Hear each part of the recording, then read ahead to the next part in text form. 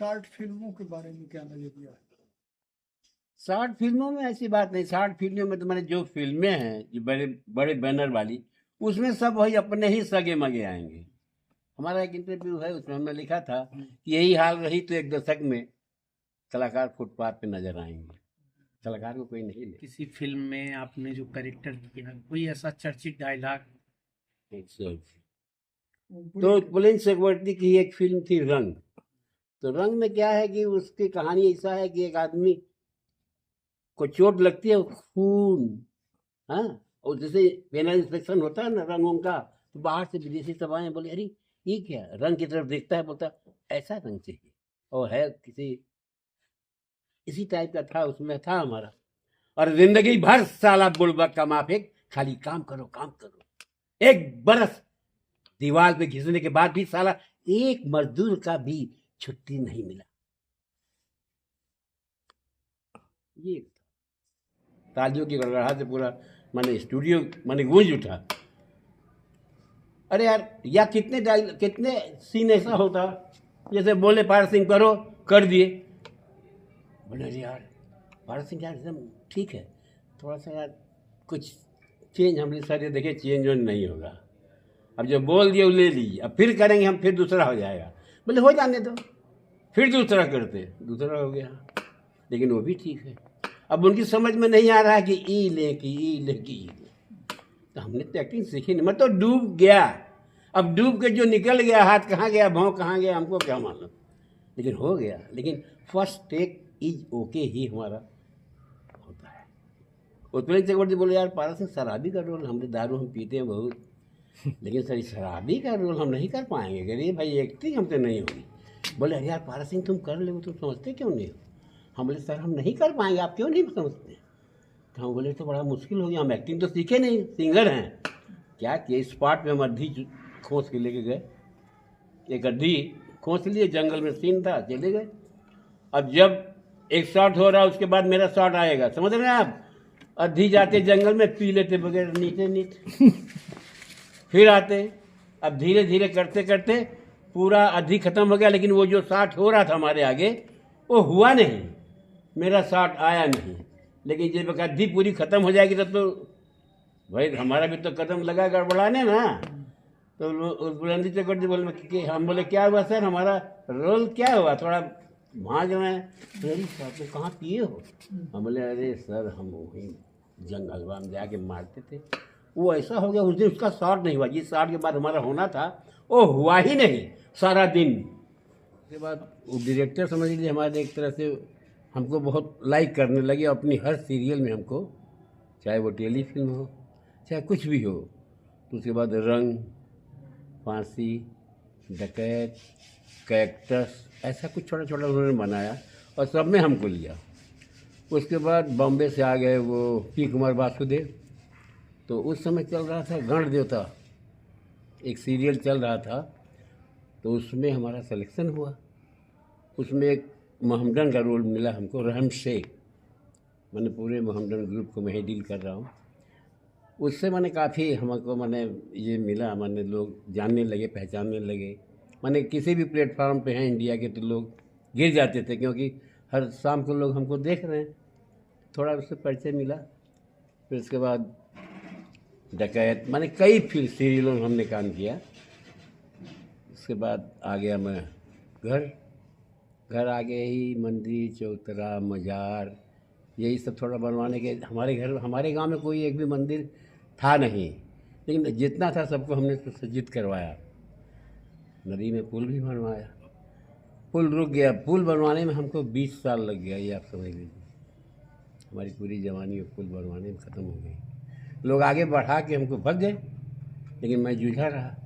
Last में जब पावा बनने को रह गया, मैं बॉम्बे बीच में गया था, तो वहाँ CID में ऑडिशन हमने दिया था। अब कल हमारा पुल का ढलैया है, तो वहाँ से फ़ोन आ गया खुशी मैडम का, बोले पारस सिंह आप है कहाँ?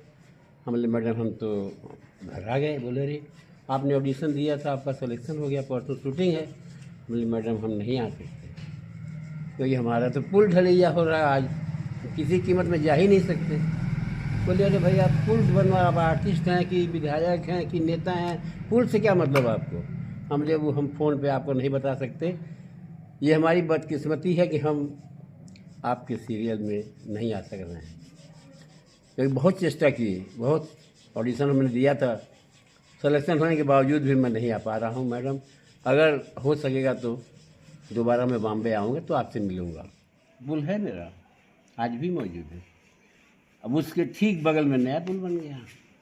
लेकिन सर आप मानिए या न मानिए, वो पुल मेरा असली एक्टिंग था, और उस पुल को देख के ही विधायक जी एकदम सटा के ही पुल बनाना था, नदी से सटा के ही पुल बना था। हमारे पुल से बहुत बड़ी नदी है यार, कहीं भी बनाते।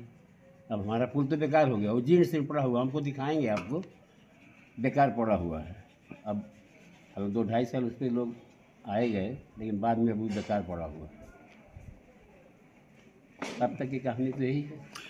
आपका फिल्मी कैरियर जो है किस सन में शुरू हुआ था? 1985 में।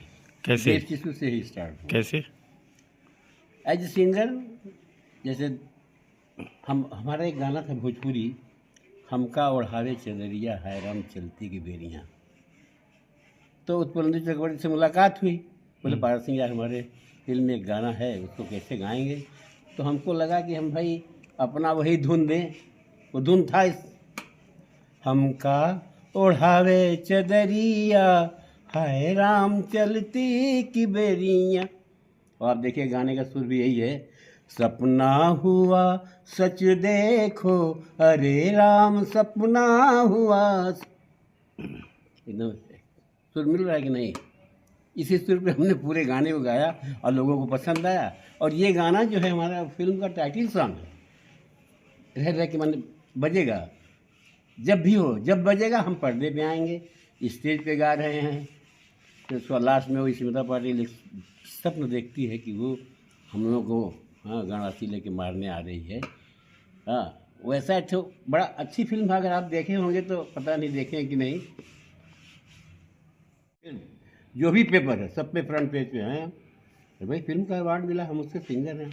ओमपुरी के साथ हमारे इलाके में लोगों ने कहा अरे यार पारस सिंह की फ़ोटो निकली यार, देखे हो ओमपुरी के साथ।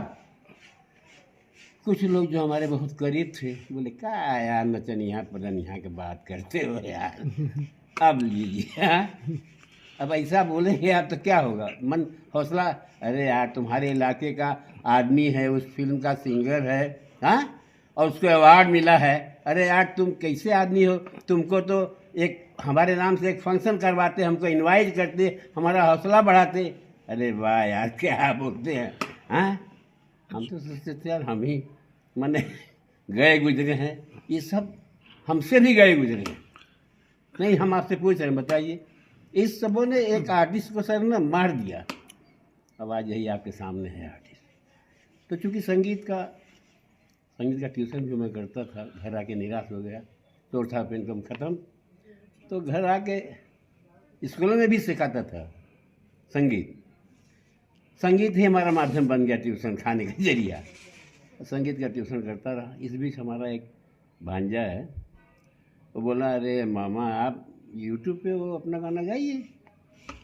तो हम भी सोचे क्या यार, बैठे बैठे तो घर में बैठे किसी हारमोनियम वाले को, बेंजू वाले को, सबको 5500 रुपया दे के बुला के अपना गाना गाने लगे।